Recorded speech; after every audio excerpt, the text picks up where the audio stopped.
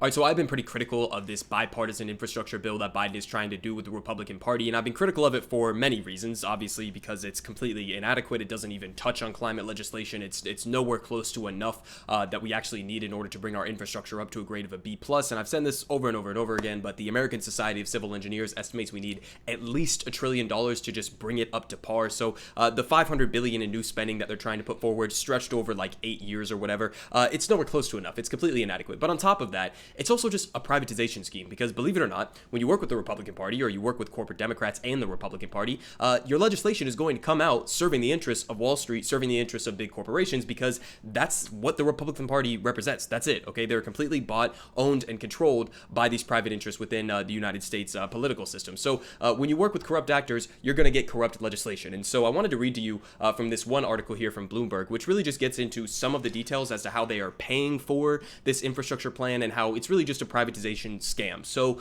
Wall Street sees big wish list or big wish granted in Biden's infrastructure deal. So what are they talking about here? They're talking about something called asset recycling, which is also just like the other way that they have been phrasing this is public-private partnerships or privatization, if you want to call it that. So they say the prospect of investing in massive U.S. government projects, say by leasing an airport and reaping revenue for decades, has tantalized Wall Street ever since talk about a big infrastructure push broke out in the wake of the 2008 financial crisis. Yet time and time again, lawmakers couldn't reach a deal to open the way. Some were worried taxpayers would get the raw end of the deals, or that the public would ultimately face higher prices to travel, commute, park, and turn on lights. So yeah, no shit. When you hand over public infrastructure that is supposed to be oriented for public good, you hand that over to private interests whose only profit or whose only goal is profits and profit maximization, then yeah, of course, average Americans who are using that infrastructure are going to get screwed over. We saw this. One of the big examples that I've heard recently was in Chicago. A long time ago, they basically did a deal where they privatized their parking meters, and what happened was over a decade or so,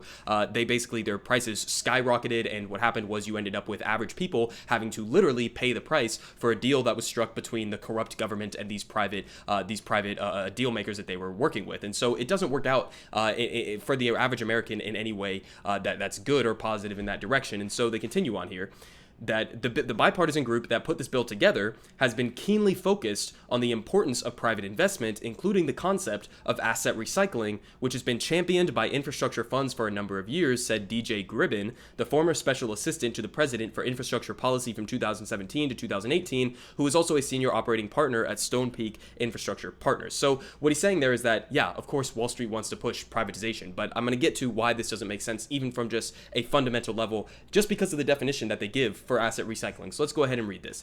Asset recycling, a policy many credit as being coined in Australia, and it absolutely failed catastrophically in Australia. Basically what they realized was you can only do like one cycle of this. You sell off previous infrastructure to these private groups and private entities, and then they use it, they exploit it, they screw over average Americans or average people. In Australia, this would be the case as well. They screw over average people, and then what ends up happening is you basically like run out of things to sell to them, and you're not actually making up the gap that you initially set out to do by bringing in private capital to invest to fund future projects. So it doesn't work. It completely collapsed. It was a failed idea, yet they are still trying to import this here to the United States. So a policy many credit as being coined in Australia features the sale or leasing of infrastructure such as roads, airports, and utilities to private operators. Proceeds are then used by the government to finance new construction without incurring new debt. It can be employed at a federal, state, or local government level. So I'm only going to talk about the federal level because that's the situation that we're talking about right now. So important phrase here,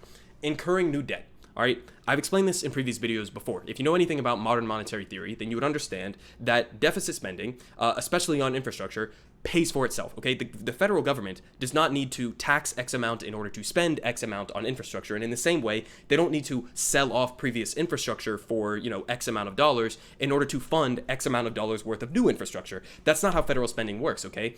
As modern monetary theory points out, as Stephanie Kelton pointed out in her book as well, which I, again, recommend you guys go read, federal spending is not the same as state, local, or your household spending, okay? The federal government can invest in things like infrastructure directly without without needing to involve the private sector whatsoever in any way, shape, or form. And it will pay for itself over time as you expand economic sectors. You are improving efficiency. You are creating new jobs along the process. So that pays for itself. Infrastructure pays for itself multiple times over. So if you want to go big on infrastructure, you can go big without consulting the private sector. So understand that the entire reason why Biden is doing this bipartisan deal with Republicans, the entire reason why Republicans are even willing to go along with infrastructure investments, is because they are able to do stuff like this. It's just a scam. It's not actually going to lead to big, bold infrastructure improvements in this country. We're still probably going to maintain at the D plus or the C minus rating that we are. If this is the trend or the route that we are choosing to go down, we still don't know what the partisan version of this dual track process with infrastructure is going to result in.